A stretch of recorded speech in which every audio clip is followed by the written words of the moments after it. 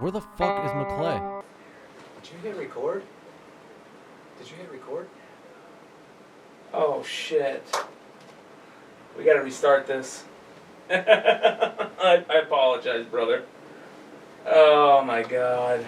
At least we didn't get too far. I don't have the mouse. Oh, it's, I don't know where it's at. It's over there. You didn't hit record. Fire me. Fire me. Alright, anyway. Yeah. Ready? Yeah. This is the Bogcast, episode 78. Aiden Chapparone. Take two. All right, action. Awesome. This is the Bogcast. We are brought to you by Bang Salon. Come get all your hair needs, including cuts, natural colors, vivid colors, extensions, shampoo and stylings, all under one roof at Bang Salon. Find and message Bang Salon on Instagram at Bang Salon at BANGDSALON. Use promo code Bogcast for 20% off your first visit. So come on down and get banged by Jordan. But if you really try to bang her, I'll fucking kill you. Cool. Check us out on Spotify, iTunes, Google Play, Instagram. Check us out. Subscribe onto our Instagram now. We got a new Instagram going, and make sure you comment. Let us know what you think. Sweet. We have an awesome guest in the house today. He is an Emmy-nominated cinematographer. We got Aiden Chapparone in the house. What's up, man? Hey guys, thanks for having me. I really apologize. This is take two. We did about 5 minutes of this already. We're trying to do it again. But what I was talking about earlier is what a bad motherfucker you are. And I just want to say this again because I want to make sure this gets on the podcast, is that I've been on hundreds of sets and you are by far the best, most professional cameraman I've ever worked with as far as your attitude, your creativity, your professionalism. Bad motherfuckers need to be reminded that once in a while. So I just wanted to let you know about that. So thanks for joining us, man. Thank you so much. Like I said before, I forget about that Now I'm pretty good at my job. Yeah, now you get to be told twice. Yes. Well, you forgot to say I'm nice, and that one's the most important because I think when you work in the industry we work in, where tensions run high all the time, like being nice is like one of the most important things you can do. And someone told me once, like, hey, you don't know who your next boss is going to be. And you don't know who is going to get you that next job. Especially in that world. Yeah, you don't know if the PA next to you is going to be a director later on or what. And it's like, and it's how we treat each other is going to determine your future for sure. I never thought about it that way. That's a great point. But also, that goes along with not to interrupt real quick, but that goes along with like a lot of people are doing that to see how you treat other people. They'll go and put you in situations like in an interview or something where like they'll have somebody make a mistake on purpose and see how you react to those people, to see, if you're an asshole, to see if you're a cool person, to see if you're like, oh, okay, no worries, And it's interesting that more jobs and places are doing things like that because they don't want to work with assholes. Nobody wants to work with. Well, being nice is important on set because when someone, especially a director or whoever, once they act like a dick or whatever, it kills that vibe out of the room. And I feel like it affects the creativity sometimes. And I've been on sets where it's like, what the fuck? This isn't fun. You know what I mean? It's important to be nice and have fun on a set. So. Yeah. You got something going that is pretty amazing. Tell us about azfaceshield.com. Yeah, so azfaceshield.com is a collaboration of a bunch of other cameramen and camera assistants and production designers and key grips and a lot of other just random people in the community that have like joined in, and it's turned into a little bit of a snowball effect where we're making face shields now. And people with 3D printers and CNC machines, and we have like a army of volunteers sterilizing and assembling and shipping and hand delivering to nurses and first responders and other medical workers all around the valley and even around the U.S. a little bit. which is awesome because, you know, before I fucked everything up and forgot to hit record, we were talking. Yeah, fired. We were talking about having to deal with the 3D printers in your house going off all the time, and how it always sounds like R2D2, and you know, you're hearing all these crazy noises. And I was explaining how I have a buddy who's a big listener of another podcast I'm in. Shout out to the Absolute Geek guys. Listener Tim he's one of the guys that does like the cosplay group for Star Wars and stuff, and he builds R2 units. And I asked that you know, if we sent him the same file that you use, if you could do that, and this guy could start making face shields, whether it be for us, he could send them to us, or in his own community. That's something that people can do. Yeah, absolutely. We the beauty of this is we've been freely giving the design that is freely given to us, you know, and we've been sharing this information of how people can make personal protection equipment for first responders and medical staff, and at home with their 3D printers or CNC machines. Some people have machines in their garages, and people have 3D printers at their house. And if anyone wants the files and wants to get started, by all means, hit us up on azfaceshield.com, and we'll send you the STL file. We'll get you started. And if you're in our community, or we'll ship them out we have tons of orders we're trying to fill, and we've been like building a little army of people with 3D printers. Or if you're in another community, I'll get you linked up with some people out there, because we got this from another awesome group of cameramen and camera assistants in LA called 3D Agents of Shield. And they were making these for people. And one of my camera assistants told me about it, and he said he could make it because we were up really late one night. Like, you know, I'm trying to make some homemade face shields out of different types of plastic and shoelaces and weather stripping. And you know, my wife's a nurse, and she's like scared. She's worried, you know, it's the pandemic's going on. We don't know really what's happening. And you know, she's on the front line, so to speak. Every day there's like cases coming in, and they have to face it. And so this was something I could do to help her have a little peace. And then we made them for her. Actually, my camera assistant, Drake Dwar, he made it. And I was like, oh my God, this is beautiful. And Stephanie starts crying, and she's, oh my God. And I can't believe this. And then she's like, we need them for everyone in my crew. Okay. And all my friends. And then the people I used to work with at the other hospitals, and their friends. And then it was like, oh my God, now there's like 2,000 orders for these things that we're making for free. Well, I guarantee there's a lot of people out there that are looking for some way to help, and that probably have a 3D printer sitting in their garage or sitting in their house that isn't getting much use. And here's a perfect way to help. So I commend you, man. Your Facebook page, if anybody wants to check out the Facebook page, where can they find it on Facebook? Yeah, it's AZ Face Shield. Okay. Just AZ Face Shield on Facebook. We started Instagram too, AZ Face Shield. Yeah, definitely if you can, get a hold of them. If you know anybody out there that, you know, to the audience, if you know anybody out there that has a 3D printer that, you know, might not be using it for this fact or for this thing, you know, give them a shout and try and maybe help out a little bit, because what they do, just go on the website and like what's the process of getting into that? So on the website we basically have 3 tabs. One is for ordering shields, and we kind of like turn it on and off sporadically just to make sure we don't get too far behind. So like, because when we first open it up, it's just like orders like crazy, and then we're like, okay, well, we need to catch up. We have enough raw materials now to make everything, and it's just about making it.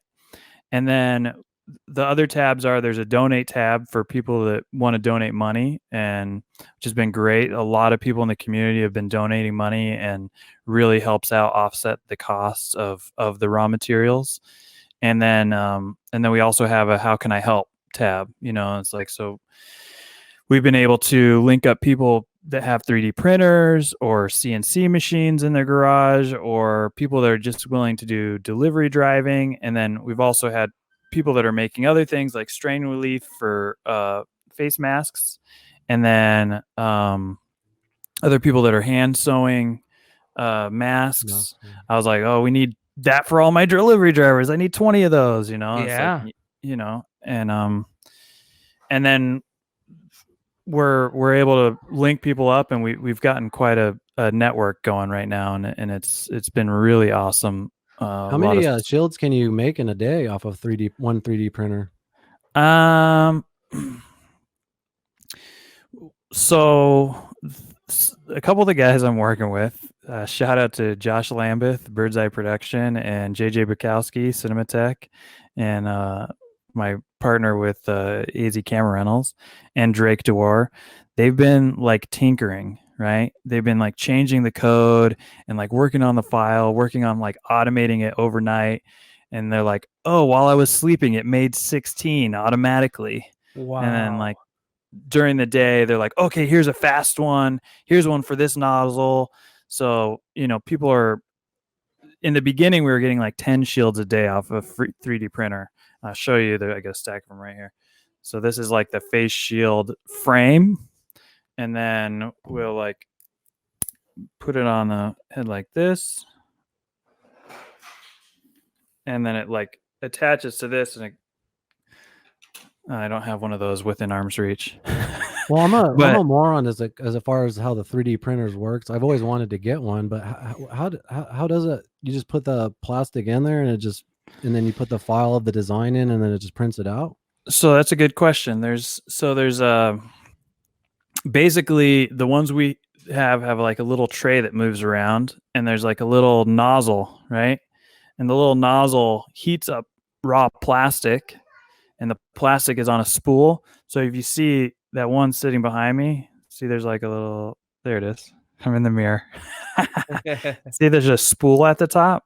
Yeah. So that's plastic wrapped around there. That's and then kind of looks like a spool of the shit you put in like a weed whacker. Oh yeah. Yeah, exactly. And then it goes into this, what's called the extruder, which heats it up, and then it puts it on the tray, right? And you know, I'm just gonna try. So, oh sweet, hell yeah. So yeah, we just finished printing up these red ones right here. But then that little tray moves around, and then you see that little black box with the tubes going into it? Yep. Yeah, that thing goes back and forth, and the tray goes front and back, right? And basically you input a code. Like there's the STL file, which is like, this is what it's supposed to look like, and then there's a code which tells it how to move and where to go, and these guys have been like figuring out ways to automate it and tell it to push off at the end, or how to make two of them next to each other really fast like that. And some people are making them where they're like stacked up on top of each other, and you come out and there's a big stack. You just got to cut it apart. It's like another step. So there's a bunch of different methods of. There's a bunch of different ways, and people all over the world are like doing their own refinements. But it's amazing. That's so cool. That is so 3D cool. printers are badass. Well, I want one so bad. It's even cooler to see everybody, not just in the country working together, but around the whole world working together. You know what I mean? Like that's pretty. Yeah, and all the shittiness that is going on, that is something to kind of grab onto and be like, this is fucking cool. Yeah, especially when it comes to like the technology and the internet side of things, where most people are like, oh, that's the devil. No, we're showing you how good it can work in an effort to fight something, like a unified effort. And it's fascinating. Yeah, and the great thing is this design is actually out of Sweden. This 3D Verkstan. I'm sure I'm not pronouncing that correctly, but I'm happy to send the link to anyone if they want to check out their website. They came up with this design, and we really like it because it's easy to ship. It's really easy to put in envelope. We put that with the shield and like instructions on how to put it together, and then we can mail it wherever, right? And it's super lightweight. Could put a bunch of them in a box, and we really love that design. So like you said, all over the world. Yeah, you can just throw it in a cheap padded envelope or something. That's pretty freaking cool that you can do that. And the material to make them is so cheap too. That's really fucking cool. Yeah. So, and I mean, do you mind if I break away from the whole Corona stuff? But I want to ask, how cool is it too that this came from two groups of, like, you guys are like, you know, in the camera field and the field you're in, and it comes from groups that are doing that to say, hey, let's band together and knock this out. I mean, most of the people in the film industry aren't obviously working right now anyway, right? So right. Yeah, we're you know, most film sets are groups of like 20 and larger. So how has that affected you personally, being a cinematographer? I mean, I'm not working. When was the last time you actually were working on a project? I worked on a project March 25th, and there was a lot of, this was, you know, we'd already been in quarantine for 11 days, and we were getting like, shit from it. Well, no, we and I made sure to check up on everyone in the crew. After 2 weeks, we stay in touch, and you know, everyone's good. But like, there was a lot of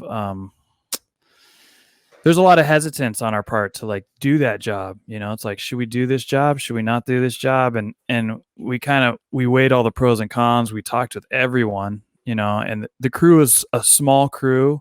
We only had 10 people, counting the talent and client and everything. And we were very diligent about like cleaning everything and washing our hands and just, you know, doing as much as we could to take precautions. And yeah, so it was all like, you can really do. I mean, at that point, I can understand that. You know what I mean? Especially here in Arizona, we still aren't as tied down as some of the other states where more stuff is happening. So, it's do you have any insights breaking any laws or anything? Do you have any insights on when like the film world's coming back, or is it just kind of on hold until? Man, so I mean, our state is like not going to have anything like that until May. So, or nothing. A lot of businesses are closed until May. Some stuff will start opening, and there will be some film projects. I know, like, Disney just pushed Mulan back to July 25th, so they're hoping that movie theaters will be open in July. Some movie theaters might not open at all. Yeah, I'm just concerned of how it's going to affect the whole film industry even after all of this. Everything is just going to be completely different, I think, just as far as streaming taking over theaters. Who knows what, you know? Yeah, I mean, on one side of the coin, there's going to be an insatiable need for content, and once we can start filming again, like, I think everyone's going to be filming and everyone's going to be doing stuff, and there's going to be a ton of stuff happening in every market, even in a small market like ours. I think that you know, who knows when it really comes back. Like, it's so there's so many things can change. I mean, just for, they're trying to reopen our state in what, 2 weeks, or 11 days. They're trying to kind of like reopen the state, but I mean, did they ever even shut it down enough? I don't know. Like, we're supposed to be in our peak for people getting the virus right now.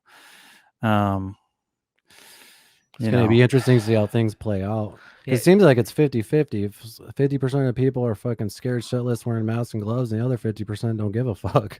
There's a lot of people that really don't care out here in Phoenix. I mean, we both have friends in LA. It's a completely different story, the lockdown that they have there and what they're required to do. But out here, it's a little different. Yeah, and you know, I'm on the fence. Really, I mean, personally, I'm cleaning off my groceries when I bring them into the house, and I'm taking off my clothes and jumping in the shower every time I go to the grocery store. I've been kind of going back and forth. The first 2 weeks, I was wearing a mask and gloves into the grocery store. I still would wear a mask and gloves there, and haven't ordered any food out in the last month. I just recently started getting coffees again, but I don't want to say scared to do that, but just trying to be better safe than sorry kind of mode. But I don't know. I'm getting sick of living in fear in a sense. Does that make sense? I mean, I know it's a real serious thing, but I think I don't know how to go I think about better this. safe than sorry is a good attitude to have. For sure. I think better safe than sorry is a really good attitude to have. I think that, you know, there's a lot of misinformation out there, and the information that is out there is also changing every day. So, you know, being related to someone in the medical field, like there's, you know, 8 mutations here, there's 40 mutations worldwide. It affects everyone differently. Some people think that we just need to open everything back up, and then you know, some people will build antibodies, and some people will die, and like, you know, oh well, kind of thing. But some people, it's like, but in other places where they're super strict, they got on top of it, and you know, the genie's kind of out of the bottle here. I don't know if our country will ever get on top of it as good as some of the other countries that had it. I think we just need to keep ourselves safe and try to be as smart as possible. You know, when I lived in New York back in 2006, 2007, 2008, and whenever I get on the subway, I have allergies, right? So I'm like always touching my face, and I'm like, oh, my eyes itch, my nose, you know, like this thing. But when I got on the subway, someone told me like, hey, you need to be careful when you're touching your face or whatever, right? And he's like, you put your hand on a subway pole, there's all these germs and gross stuff on there, and then you touch your face with that. Like, man, I've seen people take a poop on the subway. Yeah. It's like, it's not a clean place, right? And so, you know, like I kind of live by those like New York rules in my head again, where like if I touch something in public, that hand is now contaminated until I get a chance to wash it. Yeah. And you know, I think that's part of that better safe than sorry thing, right? Oh, for sure. I don't want to say I was a germaphobe before this, but I was very, you know, conscious of germs, especially when you going to the gas station. I had to ride the light rail for a couple of years, almost kind of like the subway, as far as you don't want to touch and then touch your face and stuff like that. But right. I want to talk about your wife. I mean, she's on the front lines there. What kind of things has she been experiencing? You know, she keeps me from that a little bit. I don't know all that she's been experiencing. I do know that she changes at work. She changes into scrubs, changes back into street clothes, and leaves. You know, that she's very like hand sanitizing, like washing your hands, staying clean. When she gets home, the clothes that she wore from the locker room to her car goes straight into the wash, and then she jumps into the shower, right? And it's like, and the shoes stay outside, and then once enough pairs of shoes build up outside, I throw those in the wash, right? So it's like, you know, better safe than sorry. And you also have to like the reality is that when you have a loved one that is working in the field, that is putting themselves at risk, and seeing this stuff firsthand, it's more of a reality to them. And especially if you have a family too. So I'm kind of like Keith, where I'm like, okay, I'm just going to play it better safe than sorry, where I don't really. You're a liar. You went to 3 Walmarts and 3 Targets. Hold on. In the first week. What are you talking about? You're dead. Hold on. So I did. Like the first week that they all told us to stay inside, I was like, I don't believe this shit. And so I, part of my the way I make my living is I go buy shit to resell on eBay and stuff, and I get them from the retail stores. And I was gonna go make some money, So I went and then it was when kind of like everything started going crazy in New York, and I think we did a show about it, even where we talked about it a little bit. It just kind of got to the point where there is something going on. I'm sure there's stuff that they're not telling us that could make this weird, or they're trying to do something in the background of something. I don't care. I'm just gonna play it better safe than sorry, and I just stay at home. Like, but it's a little bit the same of how my life is normally. I was gonna say you never left the house anyway. Yeah, So I'm a homebody to begin with, and so you must be loving it. To a point. I still have to go take my dog for like 4 walks a day. Like, I don't know what you're doing, Aiden. Like, do you have pets? Do you have dogs? We do have a dog. We have a big yard. I mean, we still go on a walk every day. Yeah, but you kind of have to. But like the walk is more for me and my daughter. Yeah. But like I got a target run I got to do tomorrow, and it's like, okay, it's like going to war now. Yeah. Seriously, I don't know about that, but yeah. Well, I mean, yeah. No, you're right, and I can't compare it going to war, but just going to Target, it used to be like, going. Now it's like, well, oh, it's a procedure. Yeah, it's a procedure for sure. Well, like you were saying, nothing is ever going to be ever be the same after this, and that might be our new norm. Like, this might be something that comes back every winter. Well, I'm just waiting for the second wave of people. Like, we're just going through this first wave, so even though they say May 1st, whatever, I still want to stay in for that next month to see what's going to happen. Like, use everyone else as a guinea pig in a sense, because I have a feeling that I think a lot of people are going to do that. I think that's a safe thing to do. I also think that hopefully everyone's clean. Everyone's more clean and more germ conscientious, and just great point. Can be overall cleaner and better in general. Like, there's a lot of dirty motherfuckers out there. The only thing that's interesting to me is that social interaction, like giving bro hugs or handshakes. I feel like there's just some type of dehumanization that's going to happen within the next maybe forever, just as far as how intimate we are going to be with people and stuff. It's kind of sad to me. Yeah, I don't know if we'll ever do handshakes again, and like that's sad. That's weird. That's sad. I mean, but then we don't have the whole awkwardness. Is my handshake good enough? Is it too hard? Someone's they squished my hand a little bit. Yeah. I didn't shake their hand good. I'm clammy, so I'm always worried about being sweaty. Yeah. Like, oh God.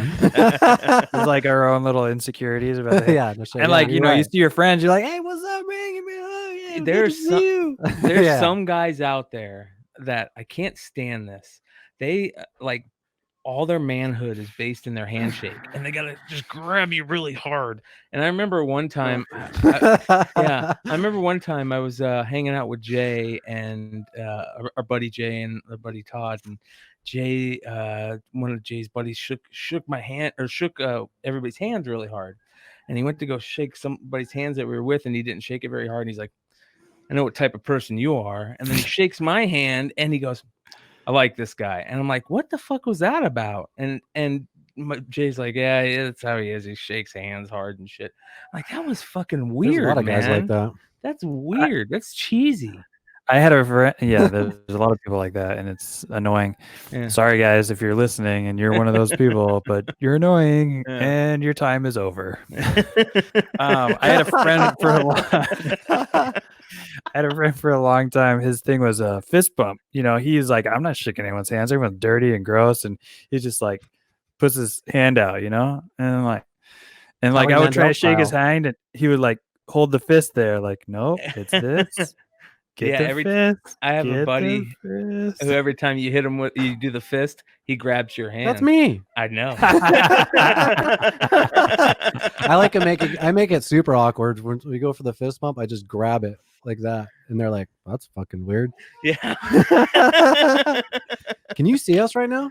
I can't see you. Well, it's because just to give Sorry. you a heads up, yeah, it's kind of Fucked weird. up again. The StreamYard is frozen for us. It's not frozen for you. But we're okay. We were Keith was smart enough to get the camera going, so now it's just like normal. But we are looking at you. I can still hear you, and if you can Yeah. still hear me, then we're good. Yep, it's gonna work out perfect. We have a place where all of our groceries get wiped down with bleach when we bring them in the house. You know, it's like, Yeah, like that's mail comes in, and I'm like throwing stuff away or cleaning where it landed. You know, and like washing my hands afterwards. Like any interaction with outside people, you know, it's like the problem is we don't know because of the incubation period. Like someone can have it for 2 weeks and like spread it to a bunch of people and then get sick, or they don't get sick, or Yeah, some people are saying that you might not get sick, the first 4 times that you're around it, but the 5th time you're gonna get sick. The fact is, we don't know shit. Yeah, I feel that like is 100% the fact. 2 years We from know now, we're gonna look nothing. back and be like, "Wow," with all the Well, information we'll have about it. well, let's go back real quick to, yeah, we're a little doom and gloom, but it's honest.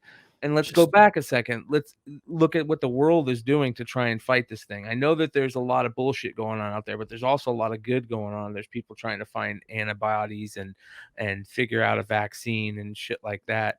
But you are right when you say we need to know what's really going on. And one of the things that kind of scared me, and I don't know how true this is, and Aiden, if let us know if this is something that maybe you're hearing. But one of the scary things is that it's not affecting the lungs like a lot of people thought at first, and that it's drying your lungs out. And so like 80% of the people that get put on ventilators don't make it because their lungs are so dried out at that point that it's like a rotted balloon.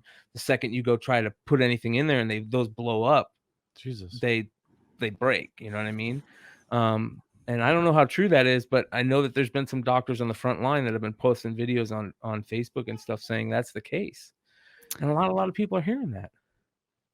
I mean, a lot of doctors are allowed to go on and say what's going on, and a lot of them have been doing YouTube pages, and that's where you're going to hear the real what they're facing every day. A lot of people who work for different places aren't allowed to really talk about what's going on, and then a lot of people are why? basing it on. Why aren't they allowed to talk what's going on? It'll scare the public. I don't really know why they're not allowed to talk about what's going on. That's weird to me. Well, here's a doctor can be part of a doctor group that a hospital hires, the whole group, whereas like an employee of the hospital can't say a lot of things because they will get fired for being a whistleblower. And that's been happening a lot. I gotcha. Yep. So that makes sense. So you're stepping outside the lines. So and some doctors have been getting let go too. So that's a problem, right? But the other side of the coin is like some doctors and have been going on and doing YouTube pages and the thing that they're all saying mostly is stay home, keep yourself safe. There's a invisible killer out there, and your best friend could have it and not know. It's like, so yeah. And the problem is, like, we learn new stuff every single day. There's new mutations every single day. Like, it's too hard to like. It's too hard to like quantify, right? Yeah. If it's mutating as fast as it's mutating, and they always say, "Oh, that's why the common cold can never. There's never be a vaccine because it mutates so fast, right?" Well, this ain't the fucking common cold. This is this thing's, like you said, a silent killer that's already mutated. What, like however many times? That's another question. Does 19 mean, is that as many times as it's mutated? I heard there's 40 mutations. Wow. What? Yeah, and I also heard that I heard that from a doctor recently who was you know, he's one of the things he's talking about is like you just got to stay healthy, right? You got to eat good. You got to you know, eat your berries and your root vegetables and your spinach and leafy greens and whole grains, and he's like, and you got to take your vitamins and like get sunshine and like exercise and do all these things that, you know, we were supposed to be doing, but like it was like Easter just happened. I've been eating chocolate straight for 2 weeks, you know, just like handfuls, hand over fist. I'm like, and then the first week of this is like everyone was exercising, and then everyone got annoyed by it. It's like no one wants to see that anymore. Yeah. I was having fun with it though. I was doing push-ups with my 4-year-old on my back. It was fun for like 3 days, and I haven't done a push-up since. Yeah, like I thought we were all gonna get in shape doing it. No. So a lot of people are just gonna waste a lot of time during this instead of getting shit done. Hey, you know what? And that's okay though, because we all need to like take care of our mental health, right? And like our personal mental health, like how are we dealing with this is more important than doing anything like getting a lot done or making some change. It's like, you know what, you just got to take care of yourself and stay in a positive attitude however way you can, right? Well, I think mental health's more important than ever right now, especially for individuals who live by themselves. You know, I'm fortunate I live with my girlfriend, and you know, just having that company and just knowing someone's there. I lived by myself downtown Phoenix a couple of years ago. I couldn't imagine going through this. That'd be rough. That'd be really rough. You just get so fucking bored, and then, you know, your mind's your own worst enemy. You start thinking about all kinds of dumb, crazy, stupid shit. So, you know, I have a couple friends right now that live by themselves. I'm actually worried about. Yeah. And you know, that brings up another great point.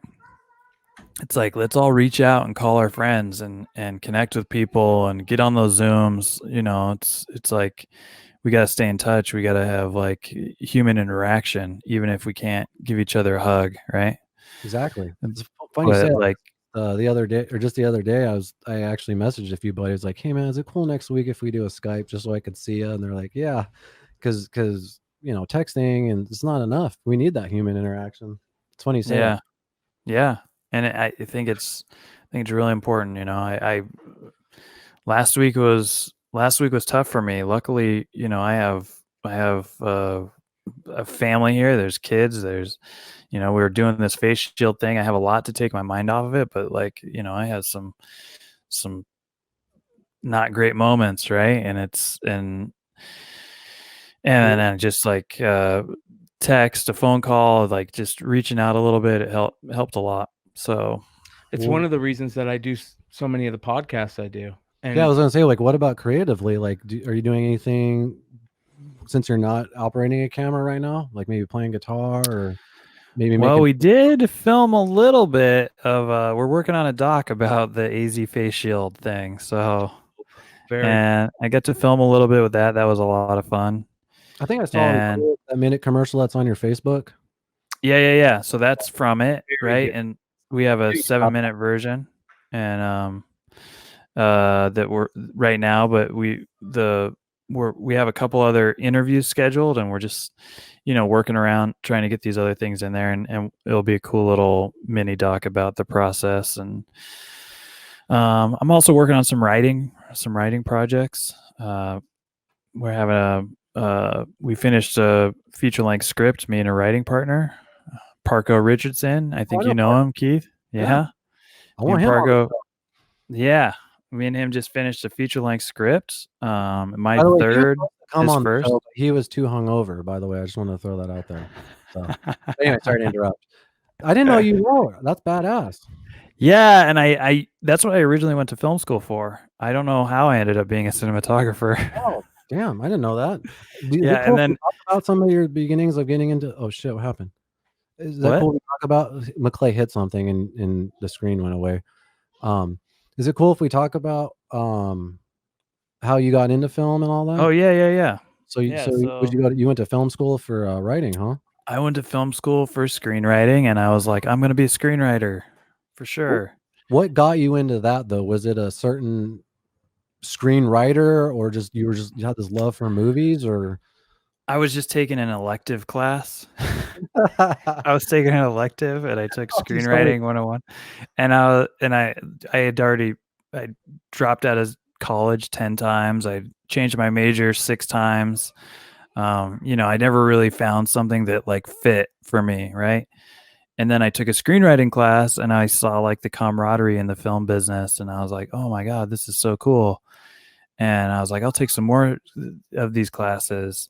And then I did this. I did some classes and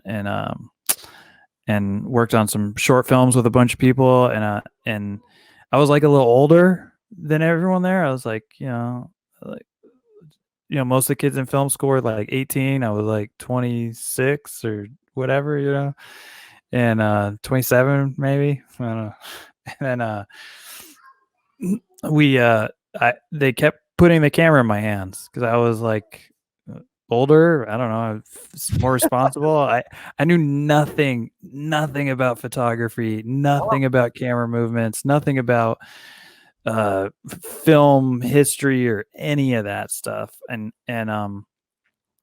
people kept putting a camera in my hand, and I just started shooting stuff, and it just felt like a really natural fit. It was like the most natural fit for me on set was running the camera department, and I had some managerial experience in my life at some point, so like having the ACs, the gaffers, and the grips, and like having them do stuff like that delegating part of it like came really naturally for me. And then I learned about lighting and composition, and the rest of the camera technology stuff just was learned, right? By doing it, not at school, right? I mean, I learned a lot at school. I mean, we shot on film. I shot a lot of projects on film and digital. So like I learned I learned an incredible amount at school. And I met so many awesome people that I still work with today. So like some people are like, oh, you don't need to go to film school. I'm like, dude, I wouldn't trade it for anything. It was so much fun. I learned so much. Like I said, I didn't know anything about camera. Like they had to teach me like what the aperture on the camera, like how to do exposure. They had to teach me like 5 times before it finally made sense. And like now I'm a cinematographer. I'm like, how's that? So can you explain it to me? Yeah, that shit, it's all voodoo to me. So yeah, absolutely. So like it's when it's really closed down, like an iris, like when you're outside and your pupils get small. Yep. And then when you go inside, your pupils get big, right? Yep. Right, and it's dark, and your pupils get really dilated and big. Holy shit, that makes a lot of sense. That's probably the or most. If you're like on mushrooms or something. It's just like looking at mushrooms on my screen. How they'll get there. Yeah. And then that's a great way to put that. Yeah, so like the iris or the aperture of the camera is just like the iris in your eyeball, and when there's a lot of light, it closes down. And then when it closes down, like you see in focus like a lot of stuff. Like you can see like all the way down your street, right? And then when it opens up and it's dark out, you can't see as far in front of you, right? And it's harder to see, so it's like the shallow depth of field. So right now, like you can see everything in the background of my shot, right? Like you can tell there's a bookshelf and a 3D printer and like a doll on the arm of the couch over there, right? Yep. Looks like a little doll's arm, right? And there it is. Yeah, there's like a little board, right? But if the iris was all the way opened on this camera, everything would be blurry back there. Okay, that makes a lot of sense. Yeah, so that's one of the ways we use aperture or exposure to direct the eye, right? So, if you want to show like a scenery thing outside, sometimes you want to see as far as you can, right? And so you'll want that really closed down iris and see everything in the background, see the beautiful mountains and stuff. But then sometimes you're inside and the art department, there's not that much. Like my room's pretty boring. I'd probably, if I was filming someone sitting here, I'd probably want a little more shallow depth of field, make the background all blurry so you couldn't really tell what was back there. When you're on set, are you making those decisions on your own, or do you discuss these with the director, or are they a director's decision as far as, not necessarily the framing, but like you said, the background, the blurriness? That's a great question. And a lot of that we find out during prep. So we'll, like, when I work with a director, we'll prep and we'll talk about the look and feel of the movie. And then some stuff we change on the moment, and like, if I'm like on the fence, I'm like, hey, I could do it like this, or I could do it like this. I'm like, hey, what do you think? And then, or if I feel strongly about something, I'll tell them, hey, I think we should do it this way. And then the director could look at me and be like, actually, for the story, it makes more sense to do it the other way. Oh, okay. And I think about that. Hopefully I've hammered through all those story beats and I get it. And it's like, oh, but if this is supposed to set up the thing that leads in the third act, this is our false victory, in the midpoint. It's like, this needs to be a bright and warm move. Oh, okay, cool. Yeah. It's like, so sometimes it's like we have a little bit of a discussion, and the funny thing is like there's like not time for a discussion, but because like the film sets, there's like always a limited amount of time and you need to like go fast.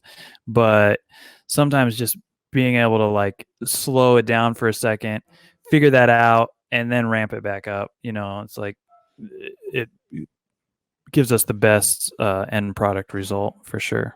And that's why pre-production is so important, because you don't have time on set. So you want to put as much into the pre-production so that shot already. Of course, you want to be able to riff ideas when you're on set, but I think that's the thing I've learned most about, because I want to get into directing myself. And I've learned, and from all the sets I've been on, I think the thing I've learned that's the most important is fucking pre-production. Obviously, that's when the movie's kind of made.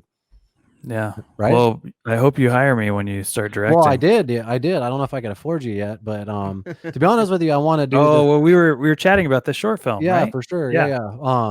But to be honest with you, man, I think I want to like a smaller crew to kind of like practice in a sense before I work up to your level. Well, you want to know what? Right now is a great time. It looks like I'm not going to be doing anything for at least another month or two, so we could definitely do a practice shoot if you want. Oh yeah. That's dope. There's how many right now? There's no stress. There's no like, I got a million jobs I'm trying to juggle, and like, yeah, I can pencil you in here or there. But you know what else I always do is every month I try to do like one like super creative passion project, like a friend thing or some kind of thing that isn't the normal like driver, right? It's not like the normal like we're doing this for me or for this relationship or this real thing or whatever. It's like I always try to do at least one day a month where I do like a passion project. That's something awesome. You can like really cut loose on. Yeah. Have fun. Yeah. And then, it's a great like one of my friends is directing who, like you, was doing another job before and now they're moving into directing. It's like, yeah, absolutely. I want to support that because like, the more directors I know, the more jobs I get in the long run. So Yeah. if I can teach a couple of you guys how to direct, you'll hire me later. Well, I feel like I can learn a million things from you, man. And I also feel like I've been on all these sets to learn to either what to do and what not to do on a set and to be a good director and even be like an actor's director in a sense. And I just feel like I spent all of last year. I had some health issues and stuff that prevented me from acting last year. As a matter of fact, that project that we did was one of the very few projects that I did do last year. And I spent that was a passion project. Exactly. That was a passion project. That was one of them. And I wrote this script that I'm really proud of and I want to shoot it. It's kind of ambitious, but I want to do it right as far as, having, a cinematographer, the lighting. I want to have like the full pro crew setup, you know what I mean? But I think before that, I have some smaller things I want to do, like I said, just to, to learn and for my mistakes, to make some mistakes, you know what I mean? Before I get up to like that professional level with the real, because I mean, we've been on all kinds of sets where, one guy's wearing 3 hats. He's the sound guy, but he's also, the lighting guy, and he's the art yeah. department. He's an extra. Yeah. So I think I need to knock a couple of those out before. Well, and like that's really good because like there's a director I work with, a few directors I worked with. The ones that I've done a few things with, we just get better and better. You know, it's like we've done a few projects together, and like you just get better and better. You know, it's like the first thing we did was like, all right, and then the next thing was a little better, and then we're like start do better stuff, and then we do something, we're like, oh my god, that was so good, I can't believe it. And then I watch it later, I'm like, oh my god, everyone did such a good job. I'm like listening to it, like, you know, so I just get blown away by other people's stuff, and people are like looking at me like, oh, it looks so great, and I was like, oh my, but did you hear it? Did you hear that sound design? I'm like, oh man, I was like blown away. Or like, oh, what the actor did right there. Like, you know, I watch something again later and I'm just like blown away by other people's stuff, and I like, you know, it's like we think our own stuff is, yeah, and I'm like my stuff, I could have been better. I could have done better. But then everyone else is like, oh, they did so good. I'm so lucky I got to be a part of what you guys are doing. Yeah. So that's one of the coolest things about my job is like when I look back on stuff that I worked on, I just get blown away by the people I work with, and it's like just incredible. What are your thoughts on the Arizona scene? Oh, hang on a second. Can you hear me? Yeah, no, I can hear you. Okay. My computer's not plugged in. It's about to die. Right. No, that's no, one of the good things. It'll give us a second to take a break here and see if I can fix the camera. So we'll take a second here. Hey, there you are. What up? Hey, what up? You know what I was thinking of. I was thinking about one other thing is that script that you wrote. A great thing to do is just like pick like one scene out of it, one scene that's in one location, and just shoot that scene and shoot tons of coverage, right? And just like, and then edit that scene together, and then you start to realize like the mistakes you did, the things you did right, the things you did wrong. I've actually thought about doing that, to be honest with you, because like I said, there's some of the parts of the script are like a little ambitious as far as the amount of extras and things I would need. It kind of seems like it would be a lot, but there are some scenes where I could do, like one of the scenes actually takes place at his house. It would be really easy to shoot, and it's just a couple actors and stuff, and so maybe I will do that. And at Brian's house, yeah, it's like it's kind of like it just like be like my pad in a sense, but I have like storyboards for I went balls out with this script, man. Like I have the whole thing in my fucking head. I just need someone to help me, you know, get it out. But like I said, I'm actually proud of this script, and I don't know if I want it to be the first thing that I do. If that makes sense, like because like I want to make all my mistakes beforehand. But you're right. Maybe I could just shoot a scene of it and see, you know. Yeah, it'd be something you can build off of. You can play around with, or even get funding, you know, or shop around, or like, oh, check this out, this is a scene. Yeah, absolutely. You know, I did that on a project a while ago, and me and the director shot this scene that is kind of like takes place in like it takes place at the same time as the main movie, but it's like kind of like a side story, right? And we were like wanting to do like the look and feel, and we shot this scene, and you know, then we got in the edit, and we had like a few different versions, and we learned a lot about like shooting that style, because me and him had been doing commercials, and so like commercials are like, you know, selling something for the brand, and the way you do close-ups, and there's like a lot of the stuff we did like in the way we would do commercials, but it was a comedy. And then it was like, wait a minute, some of this stuff, like some of these other camera angles we used weren't really good for comedy or weren't funny, and it's like I didn't really need that close-up except for like one time, right? And then you know, oh, this two shot was really good, or oh, this part, you know. And it's just like we learned so much from filming that scene. The next thing we did together was awesome, and then the thing we did after that was also awesome. And then we plan to come back and shoot the whole movie for that that scene, right? And it was just such an incredible learning experience, right? So how many jobs did you do, or like free jobs did you do before your first paid one as a camera guy? Did you just do a bunch of projects just to learn? I was, well, I mean, when I was in film school, like we all had like, we did like, I don't know, 10 projects. Like I was in this giant class. There was like 40 people in this class. Everyone had projects. We'd break up into small groups. This was the block class at Is this SCC. SCC? Yeah, Okay. the block, yeah.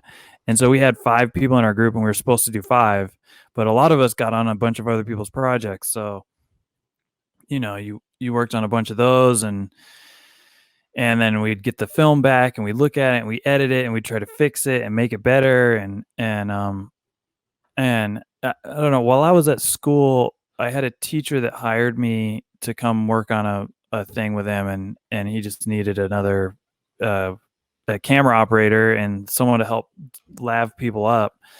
And he was like, it was 3 cameras, and so he had like, there was him, there was another like professional person, and then there was me, the student guy, who was like, were you nervous? Like, oh, I was so scared. It was like my first paid job, and it was like, here's this teacher who, like, I haven't done the final grade for yet. We're in this class still. He's like, hey, will you come help me do this thing? I'm like, yeah. And there were like, I remember there were all these women that were a little bit older than me, all very beautiful. And he's like, lav them up. And I was like, you're supposed to put the lav mic like right here, and like right in their cleavage area. And I was like so scared. I was like, shh. I like, here, put this on. Yeah. Because the best sound for the lav mic is like right here on your collarbone. So really. how do you do that now? I mean, like, what's your move? Do you like, you make the sound guy do it? Yeah, I have this pain in the ass. I have the sound guy do it. That's their job anyway. Yeah, they probably got. But they have a certain etiquette. Yeah, that exactly. They tell A good sound guy is like professional about it, and it's like not weird. Well, you're all nervous, like this brings up a good question that we try to ask a lot of actors that are on here. But since you're behind the camera, we asked a lot of the actors on here, like, give us a bad audition story. But you're behind the camera, so give us like something that like would just happen that was just so embarrassing or ridiculous that's happened to you on set. I mean, that was pretty embarrassing, that first job. I don't know. That was pretty rough. Oh, this is actually, he doesn't know if he wants to talk about it. No, that's the best type. That's the best kind. I have a good one. It actually just happened recently. Is like, so as a cinematographer, my camera assistants should be like prepping the camera and doing that, and there should be a prep day, and they handle all that, because, and sometimes I've been like directing a little bit too. Like I've been on as like a director and a producer. Some of these commercial shoots that are kind of small, like, a production company or a producer will hire me, but then like a lot of that stuff kind of falls on me. And I preface this before I say it. And then, so there wasn't a camera prep, but it's like my camera, so it all should be like perfect, right? And all I need to do is bring these boxes and throw them together when I get there. There should always be a camera prep.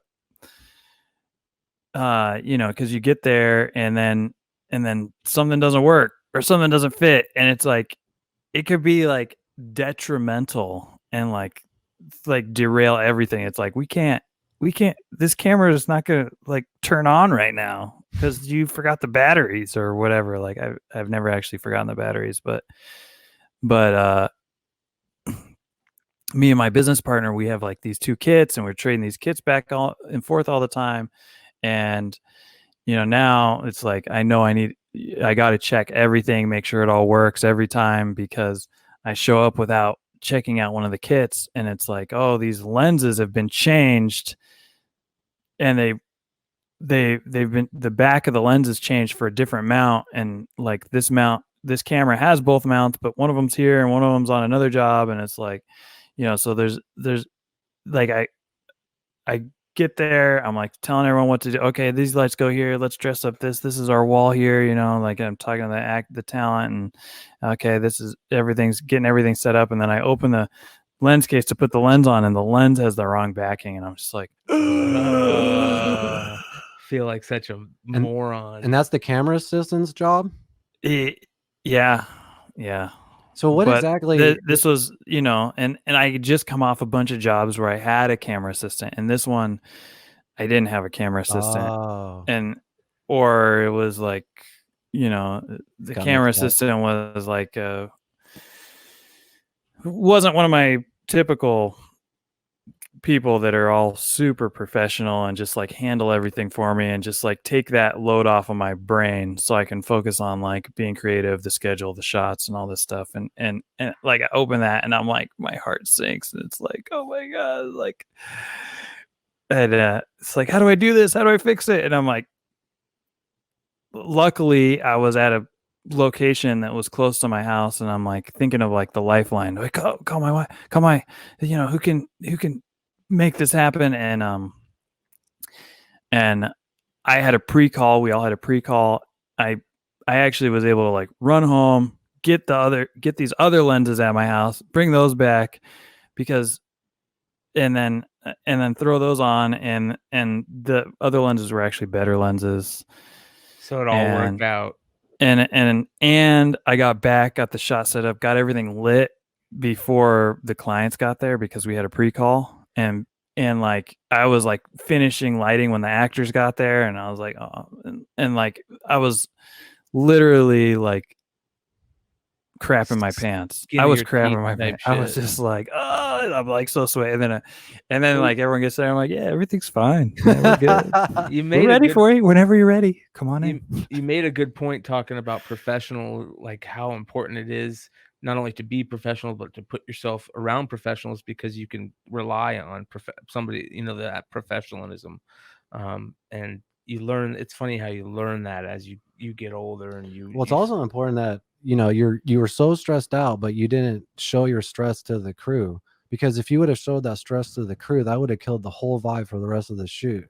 And that's also important for directors too. Like I've been with directors who like, I think the most important thing of a director is just making it seem like everything's in control, even though it's not. You know what I mean? Because as an actor, if I see my director and he's unsure of shit, then like I'm starting to question things. You know what I mean? But when I see a director who's confident, I'm like, what the fuck did this guy come from? So I think it's important to keep that stuff, at least as far as behind the scenes. The stress. So because that stuff sounds so fucking stressful, dude. Like I couldn't imagine that. You want to know what? But it's like there's like moments, there's like a high stress moment, and you want to know what? It's like every day when I drive to work, I'm like, there's like this little bit of panic, like, here we are we going to do this again? I'm like, and I'm in charge. I gotta keep the schedule, lead the people, do this stuff and make it look good. And but then I get there, and once the first shot rolls, like it all melts away. All the anxiety, all the stress, all the like insecurity just like kind of just disappears, and it's like, and once I hit roll and I start doing it, it's like everything just like feels good. And that's how I know like this is what I'm supposed to be doing. Yeah. I think everyone's like that when they go to a set, man. As an actor, I'm like that too. I'm so fucking nervous. I'm sweating. I'm just like, but then you just do that first take and you're like, oh, well, this is fucking fun, Yeah. And then you just can dive right into it. So it helps when you see your friends at work, right? And you see them and you're like, hey, how's it going? You get to, let's do that. We're not going to do hugs anymore. But, yeah, especially when you don't know they're going to be there. Like I've showed up to sets and I'm like, oh shit, Aiden's the camera guy on this. Fuck yeah. Or like, you get excited. Yeah. Or you see the call sheet the night before. You're exactly. Like, yeah. All right, cool. You like see a bunch of names you recognize, and then you show up and you're like, hey, how's it going? How's it going? I love it when I know the actors, because I don't usually, if I see someone that I've worked with a few times, like, hey, what's up, man? Totally. A lot of times with the crew, we'll we'll have like our friends there, you know, a lot of times, and that's great because that totally helps with the stress, right? Is like you see someone you recognize the first thing in the morning. Oh yeah. Especially if you show up on like a big job and there's like a ton of people there and you're like, who are all these people? Yeah. And you know what's funny is if I don't see anyone on the call sheet, you know, I'll go in the next day nervous as fuck, but I'll leave with fucking 10 new friends, you know, because everyone's usually so nice and polite and, you know, on a set. So there's nothing like being on a fucking film set, you know. That takes me back to my question. Aiden, what are your thoughts on the Arizona scene right now? The Arizona scene right now, like just before like this Corona stuff, pre-Corona or post-Corona? Yeah, pre-Corona. Oh man, dude, I was super excited for the Phoenix Film Festival this year. I had a film in there. Like 3 of my other friends had films in there. It was like a lot of people that like have been coming up with me are like really starting to make some cool stuff. And like the Phoenix Film Festival, like I've had a lot of stuff get turned down that I thought was good, right? It's wow. like it's not easy to get in there, right? And it's like, so, you know, I was like super pumped. I was like, oh, we got our film in there. They're in there. Oh yeah. You know, it's like I was there. I had a film in last year as well, but you know, it was just like, oh, I'm going to be there the whole time. I'm just going to camp out at the Phoenix Film Festival this year. It's sick. Nerd out completely. Yeah, I'm going to go to like all my friends' films. I'm going to go to all the other ones. I'm just going to take 3 days off. There's too many people I know in this festival, right? And so, oh man, this is a bummer that this happened right now because like is it postponed or is it canceled? I don't know. It's both. It's probably both. So it's funny we're talking about, you know, all these things that are postponed or canceled. You know, they just announced that everybody thought, like, not everybody, but San Diego Comic-Con was releasing a schedule thinking they were still going to go on. And they finally had to come out like yesterday or the day before and say, yeah, we're canceling. It's like, no shit, you're canceling. I couldn't believe it. I was supposed to go to WonderCon last week.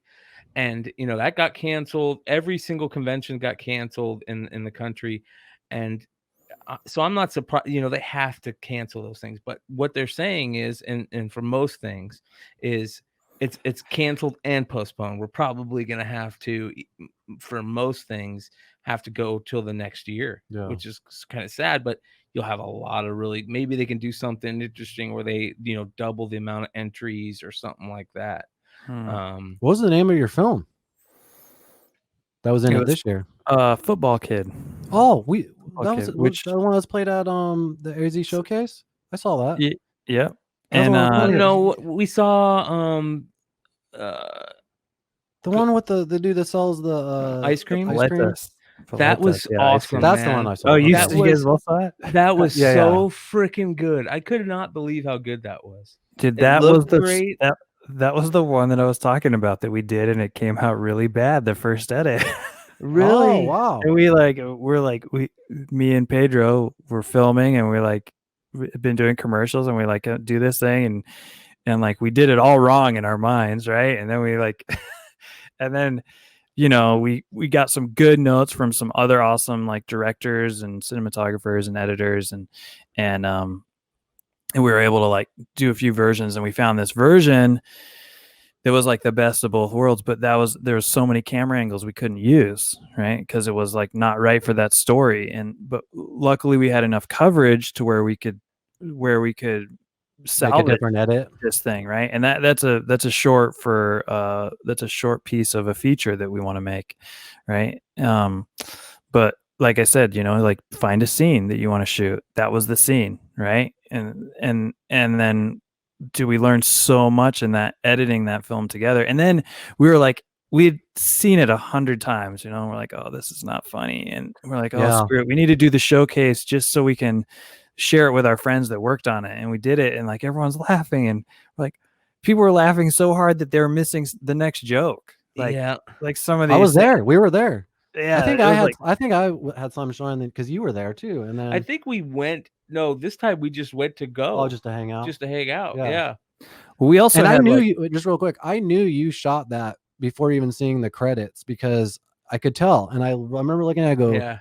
my buddy fucking Aiden shot this. And then sure as shit, the credit pulled up. And I can't remember if you were, I think you were there. I talked to you that night. Yeah, I remember talking to you for a few minutes there. You're like, I know he shot one thing here, and you're like, oh, this is the one.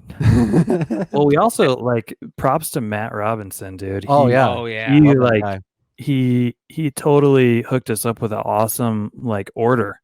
Like the films that played and the order that they played in, like, you know, we had like 3 heavy films. Was it 3 or was it 2? 2 really heavy films and then our film, and like people were like ready to laugh, you know. Yeah. I remember that. There was, I'm not gonna say which one, but there was one that was just like, it was rough. It was rough. We were, but it was still a good film, but it was like, oh, it's really rough to watch.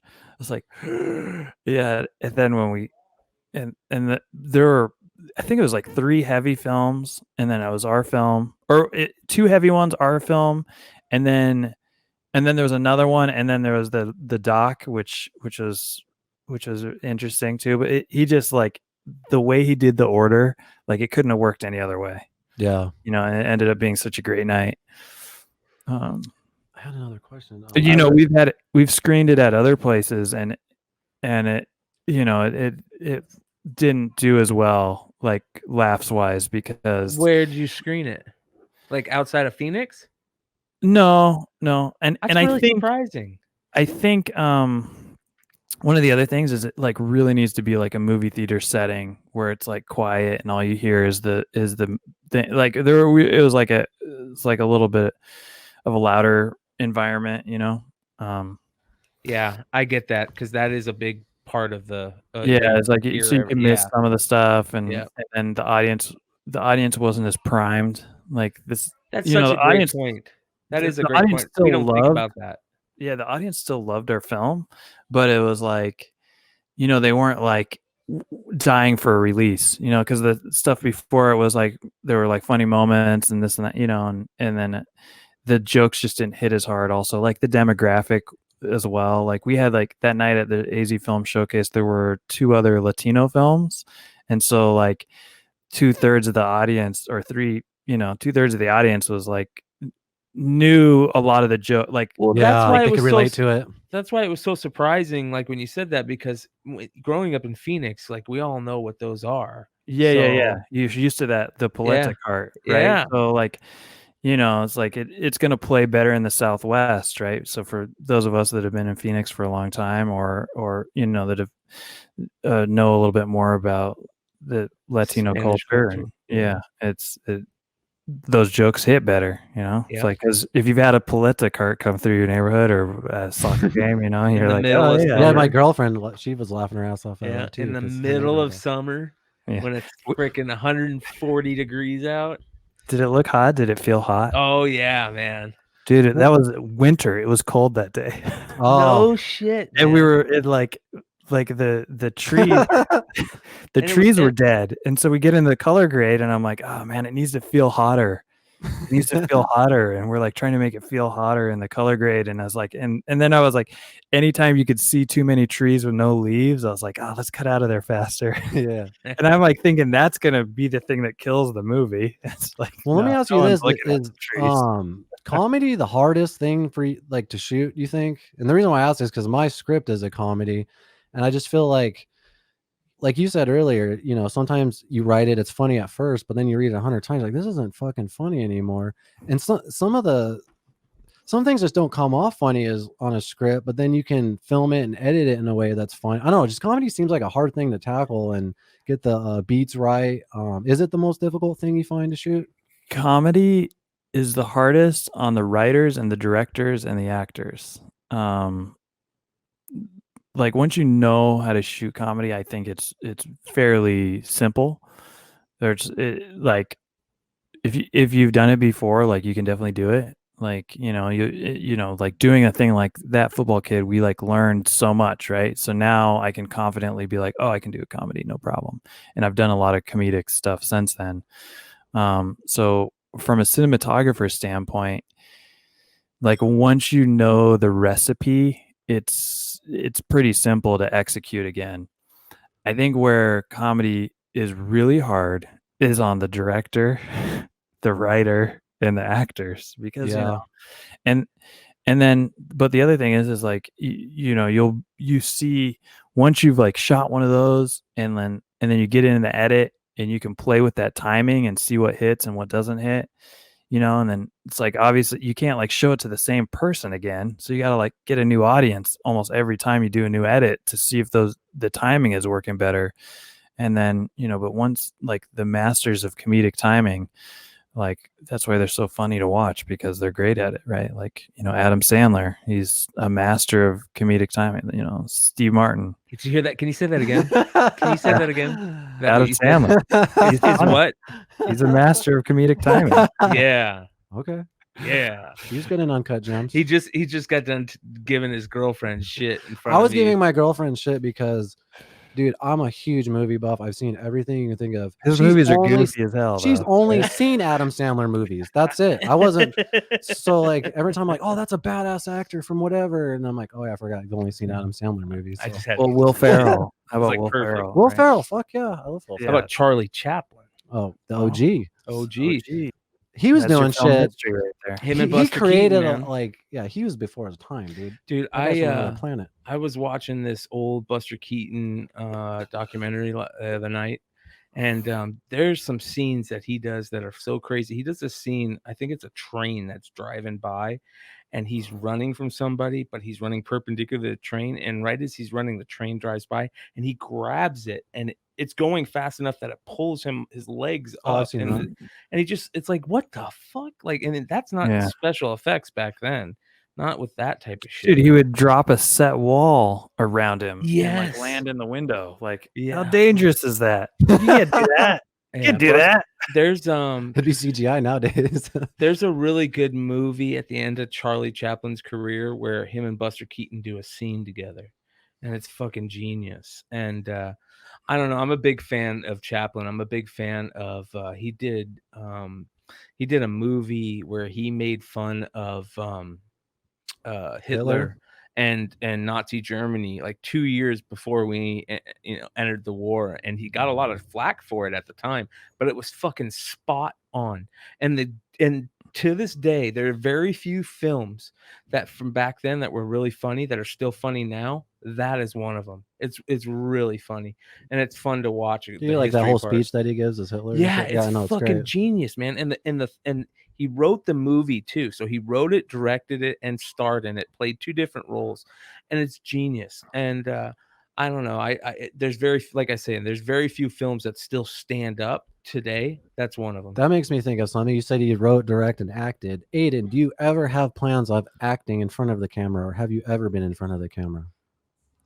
I wanted to be a writer actor in the beginning. And I acted in a bunch of short films, my friends' student films, and then I did a play, and I did the play, and on like day 3 of the play, when I really had it down, like once I was really doing the inner monologue, I was like, I don't want to be an actor. Yeah. It's hard, man. I don't know how you guys do it. Like, dude, it's like once you get that inner monologue going and someone else is living in your head, it's like, man, I was like, I can't do this. And yeah. And then I was like, I'm just going to be a writer. And then I didn't never. Now, yeah. You kind of got to force yourself to do that. That's one of the great things about the pandemic is like, I started writing again around Thanksgiving last year, right? And then this happened, and I was like, and it was hard for me to like dedicate a regular time to it, and now I've been like doing it more and more, so it's fun. It's a cool little passion of mine, side project. When you say writing, is it just script writing or just writing in general? Just script writing. Yeah, I've been doing that too. Like right when I get up, I'll write for 20 minutes, no matter what it is, and sometimes I could take things from that. Sometimes it's complete garbage, but I've been trying to be really disciplined into writing. And I just started this last year, and with a program called Celtics. Before I got the program, I never even thought I could figure out how to write a script. I thought it was a foreign language, but this program showed me like how to put the scene headings in, the actions. Then I fucking read every script known to man to kind of just, like learn how to do it. And you're right, dude. It's fun as fuck. Yeah. We use Celtics too. Well, and I used Final Draft before that, and then so Celtics has a lot of funny things that like piss me off. But yeah, I wish I could afford Studio Binder. Like they're the baddest motherfuckers out. I don't know if you ever watched their videos. They have a YouTube channel. I highly suggest any filmmaker go to Studio Binder's YouTube page. They have like little 5-10 minute clips of like, how to make films, like lighting, different things like that. But Studio Binder's like a Celtics, but you have to actually pay like $40-$50 a month for it. But has the call sheets on there. It has, if you it has everything you need to build a production, from scratch. Just drop my coffee. Yeah. I get a lot of call sheets from Studio Binder. Yeah. So before we call it a show, where can they find information about you, Aiden? I have a website, aidenchapparone.com. It's AIDENCHAPPARONE.com. And then I have my Instagram page, Aiden Macaroni. That's kind of my macaroni Chapparone. Yeah. And we'll link that below for sure. Also, make sure you guys go check out the Facebook page for Arizona Face Shield or arizonafaceshield.com. Is that correct? That's right. azfaceshield.com. And if any of you guys out there have 3D printers that you're not using or not running already, hit Aiden up, or if you have to, hit us up and we'll put you in contact with him. Let's get people working on helping out if they can. And thanks for what you're doing, man. That's fucking really cool. Dude, thanks for having me on, guys. I appreciate it. Big thank you to your wife too, man. Being on the front line and still, going to work every day and all that type of shit. So dude, I could talk to you for fucking 5 more hours about film shit. When this shit's done, I would love for you to come in the studio and have another chat and shit. Yeah, I'd love that. That'd be awesome. We should should. Hell yeah. We should do it. We should do it after we shoot a scene. Hell yeah, that'd be awesome. Shoot a scene, we edit it, and then we'll do another podcast together. We'll talk about that and other stuff. We'll talk about what we did. I want to give a couple shout outs. I want to shout out, big shout out to Dan Aragon, and I apologize right now, but I'm forgetting her name. A young lady that is not doing too well right now. She's fighting cancer, and I just want to give a shout out to her and let her know she's in our thoughts and prayers. And a big shout out to Daniel Hitchcock's mother, that she's in our thoughts and prayers too. Also, I want to say big shout out to Robin Cote. She's got a killer podcast, Get Real with Robin. Make sure you guys go check it out. She's doing some really cool stuff over there, and I really respect what they got going on. Pretty powerful stuff. Haters Make Me Famous. I don't know if it's still on Amazon right now, free, but I believe it might be. Even if it's not, make sure you go watch his podcast because it's absolutely amazing. And big shout out to them. They're doing some really cool stuff. He just had a really cool set of, he does shoes. And hemp shoes, yeah. And he had a really cool set of sandals that came out recently that you can go order. And they're freaking badass. So big shout out to him, and big shout out to anybody out there making RSO products or doing cool solventless clean extracts and helping people that need medicine. Big shout out to everybody doing that. And if you're out there doing that, let us know. We'll get you on the show. And also, I think it's more important now than ever to support your local businesses and artists however you can, whether it's buying merch or I don't know, whatever you can think of. There's a lot of local coffee shops, small business owners are getting fucked right now, and there's different ways that they're trying to make means, and if you go out your way to help, I think that's super important. And if you can fucking help out AZ Face Shield, I think what you're doing, Aiden, is amazing, man. And I want to help out myself. I'll talk to you a little bit after we sign off here, how I can get myself more involved, because I don't have a 3D printer, but now that I know there's other ways I can get involved, I think it's awesome. So thanks again for coming on, man. Yeah. Thanks a lot, guys. I appreciate it. All right. And that is a wrap on episode 78 of the Bogcast.